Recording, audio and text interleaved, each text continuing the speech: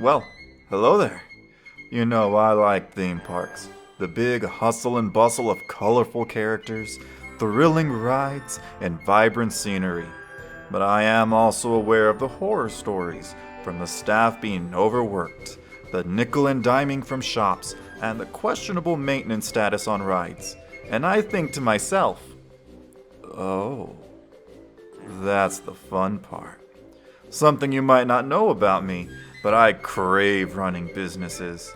So I want to create my own theme park business, and just like Mr. Mouseman, I have a big vision for it. My park will be big, beautiful, and successful.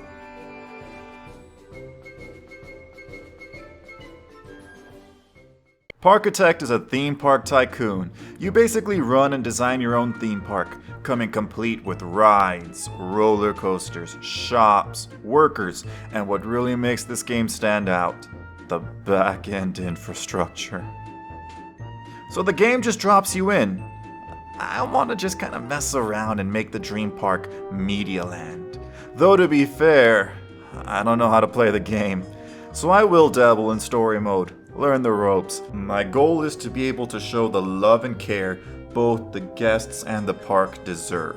I must learn how to be a man of the people, like Mr. Mouseman. And I learned a few things. Guests only travel on paths, so if you literally sweep the rug out from under them, they will wander around like blind mice. What else? The backbone to every successful theme park is if the numbers are good. And you might be thinking, what about fun? Isn't that important to a successful theme park? Do you know how much fun costs? But you know what? I'm willing to save up so that my guests can enjoy themselves. I also learned how to take out loans that the rats working the banks give you. In this game, none of the payments you make goes towards principal, so unless you actively pay out the loan, the rats will scurry away with your well-deserved profits. And probably the most important skill I learned: how to build a roller coaster. Prepare to be written! I'm doing it! I'm doing it! Yeah! Yeah! Pinch some of these! Pinch some of these! Almost there! And...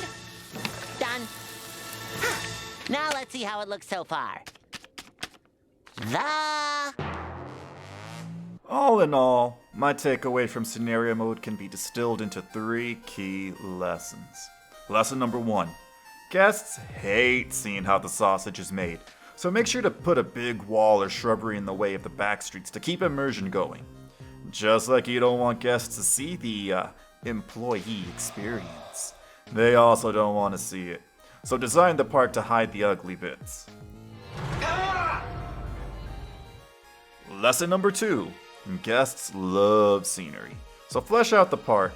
Variety isn't a spice these people have heard of. Admittedly, my decorating skills are mediocre at best. Don't forget about benches, lighting, and especially trash cans. I'm not actually sure about lighting, but once I forgot trash cans, yeah, I wasn't doing my part to help the environment. Lesson number 3. Keep your momentum going. Much like if you went at the racetrack, let it ride. I found that in this game, if you stagnate, your park will die. Got a big boost in cash? Well, time to spend that money and let it ride. People heard about disaster in another park, and now you will have reduced attendance? Let it ride. I now have all the knowledge I need in order to build my big, beautiful park that will eclipse all of those that come before me. I hope I can make Mr. Mouseman proud by making a park that everyone can enjoy. I am driven, I'm ambitious, and nothing can get in my way.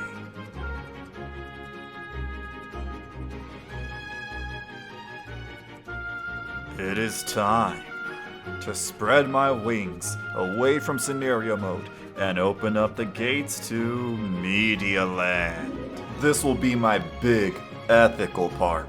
I can see it now. Expanding from border to border, the big rat in California will eat its heart out. This will of course require proper planning and design to make sure expansion goes well. That there is a place for everything, and everything is in its place. I will commemorate my main plaza with my name, A little conceited, yes. But if the other big shots like to stuff their name everywhere, well then so will I. Haha, yes! Nothing can go wrong. Everything went immediately wrong. My park was too big. I didn't have enough rides to milk in order to meet upkeep. I didn't even have enough money to furnish my park. The plaza itself was worth it. I expanded before my finances were ready. I don't think I can salvage this park. What a catastrophe.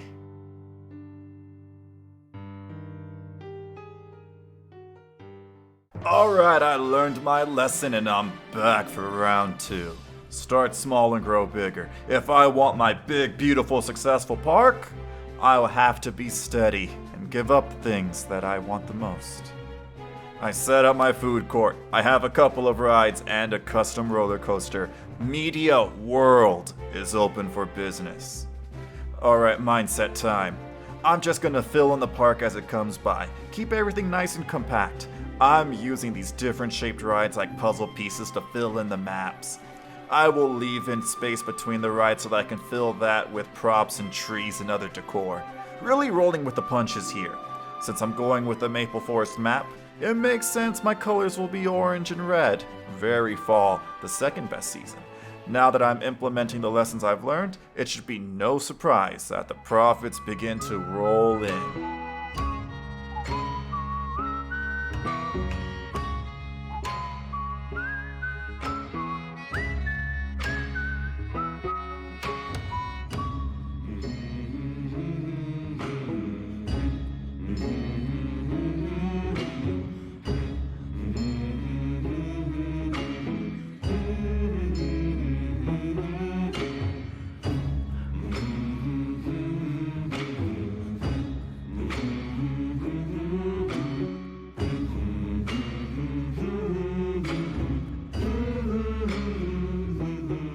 I have rides on rides on rides. I installed a water feature. Satisfaction and reviews are all spectacular. The money is good.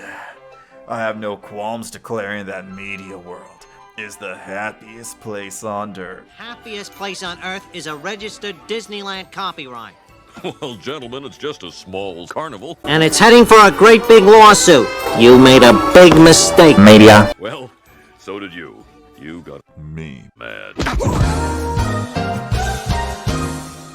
I have created a big, sprawling theme park, and it's at this point I realize I'm unstoppable. So why not push a little bit? I raise the prices of rides. I install more overpriced shops, and something you may have noticed, but my entrance and early parts of the park have a ton of love and decor, while the latter developments aren't as loved. And this is because these suckers will come in no matter what. They can't help themselves. Why spend money when they are paying regardless? I can keep it all for myself.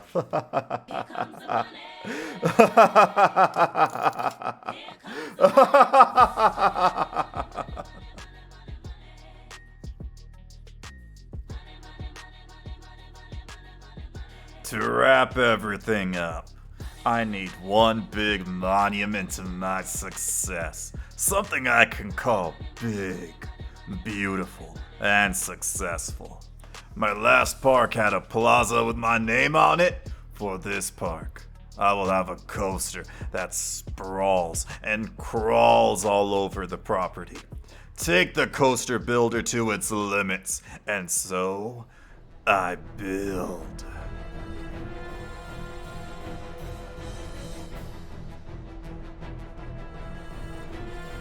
The coaster begins to spread and thread itself through my park.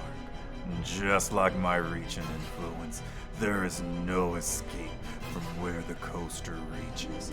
Just as the crowds won't be able to escape the temptation to pay for my ride. This will be one intense coaster for sure, and it will make me even richer. And the people, even sicker! In the middle of building, I begin to notice my funds are beginning to dry up. My coaster is becoming too costly. I really didn't want to do this, but it looks like I need to fire my team of Raptor entertainers. You will be missed. You can feel it, can't you? I can too. Everything's crashing down around me.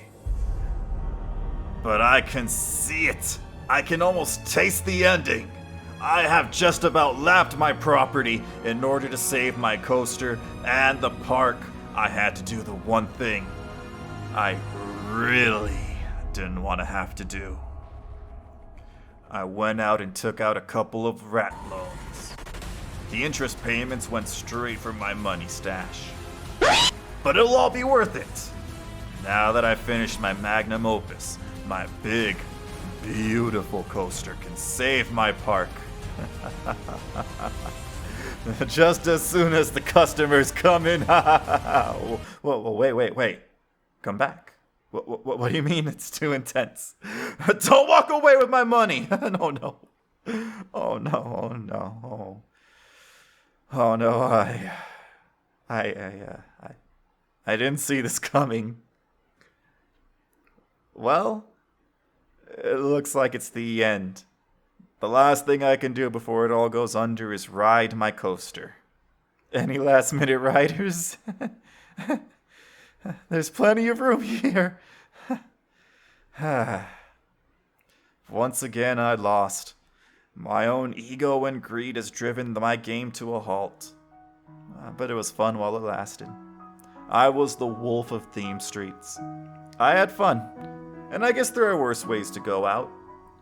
As my park bankrupts and crashes the game, all I can say is that think not of my park as it was after I lost control, but as it was before I went off the rails.